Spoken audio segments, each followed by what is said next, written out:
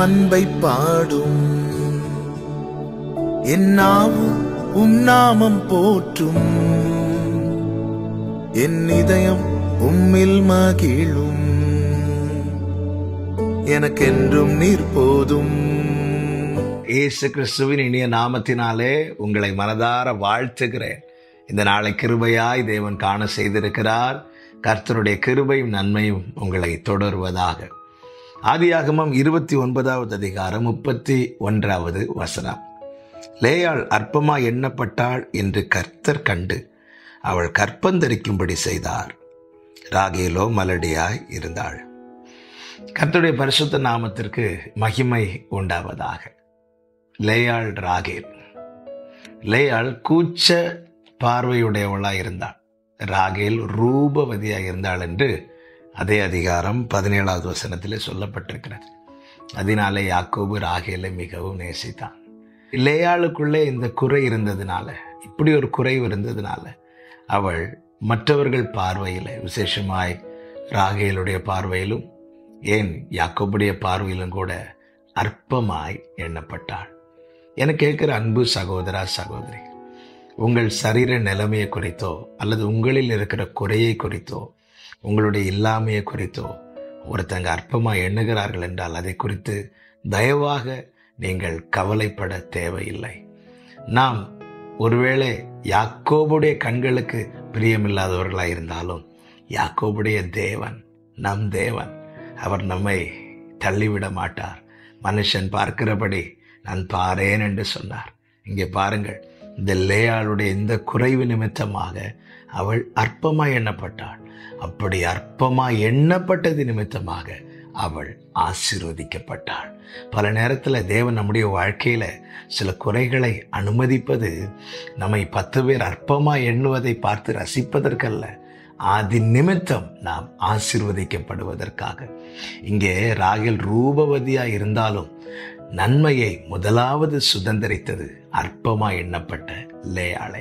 அதே போல நீங்க படிக்கிற இடத்திலோ வேலை பார்க்கிற இடத்திலோ உங்கள் சொந்தங்கள் நடுவிலோ உங்கள் குறையை வைத்து, உங்களுடைய இல்லாய்மையையும் இயலாமையும் வைத்து ஒருத்தங்க அற்பமாய் எண்ணுவார்களானால் அதை குறித்து நீங்க தயவாக கவலைப்பட தேவையில்லை. உங்களை தேவன் இப்படி படைத்திருக்கிறார். என்னை ஆண்டவர் எப்படி பார்க்கணும்னு நினைச்சிருக்கிறாரோ அப்படி படைத்திருக்கிறார்.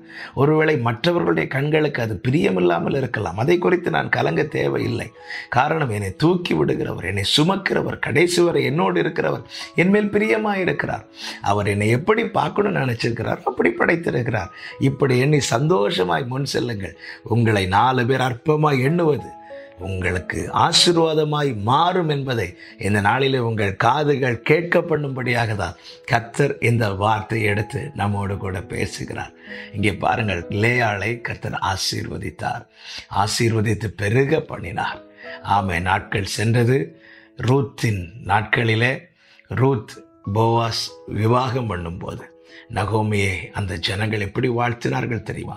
கர்த்தருடைய வீட்டை கட்டின ராகேல் லேயாளை போல இருப்பாள் என்று ஜனங்கள் அன்று வாழ்த்தினார்கள். அற்பமாய் எண்ணப்பட்டவள் இப்பொழுது யாராய் மாறினாள் தெரியுமா? பிரயோஜனம் உள்ளவளாய் கர்த்தர் கனப்படுத்தினார். அவளுக்கு பிறந்த யூதாவை தேவன் தெரிந்தெடுத்து அந்த கோத்திரத்தில் தான் என் ஆண்டவராகிய இயேசு கிறிஸ்து வெளிப்பட்டார். இனி யாருக்கு லேயாளை அற்பமாக எண்ண முடியும்? அவளுடைய குறையை வைத்து, அவளால் முடியாததை வைத்து யாருக்கு அற்பமாக எண்ண முடியும்? ஆமென். என்னை கேட்கிற ஒவ்வொருவருக்கும் இயேசுவின் நாமத்தில் சொல்லுகிறேன், உங்களை ஜெனிப்பித்தவர் உங்களை எப்படி பார்க்கணும்னு நினைச்சிருக்கிறாரோ அப்படிதான் உங்களை படைச்சிருக்கிறார். எனவே எதை குறித்து worry பண்ணாதீங்க. சூழ்ந்திருக்கிற யாக்கோபுகள் உங்களை பார்த்து அற்பமாக எண்ணுவதை குறித்து கலங்க தேவையில்லை. யாக்கோபின் தேவன் நம் தேவனாய் இருக்கிறார். அவர் நம்மை நினைத்திருக்கிறார். அவர் ஆசீர்வதிப்பார். அவர் மேன்மைப்படுத்துவார்.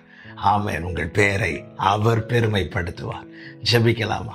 எங்கள் நல்ல தகப்பனே, ஆண்டவரே, மனுஷன் பார்க்கிறபடி எங்களை பாராதவரே, அற்பமான எங்களை அசட்டை பண்ணாதவரே, நீர் எங்களுக்கு இருக்கிறீரப்பா. ஆண்டவரே, உம்முடைய பார்வையில் கனம் பெற்றோம். ஆண்டவரே, நன்றி அப்பா. இந்த நாளிலும் யார் யார் இப்படிப்பட்ட மனநிலையோடு காணப்படுகிறார்களோ அவர்களோடு நீர் பேசியிருக்கிறீர் என நம்புகிறேன். ஆண்டவரே, ஆசீர்வதி, மேன்மைப்படுத்தும். இயேசுவின் நாமத்தில் பிதாவே, ஆமென்.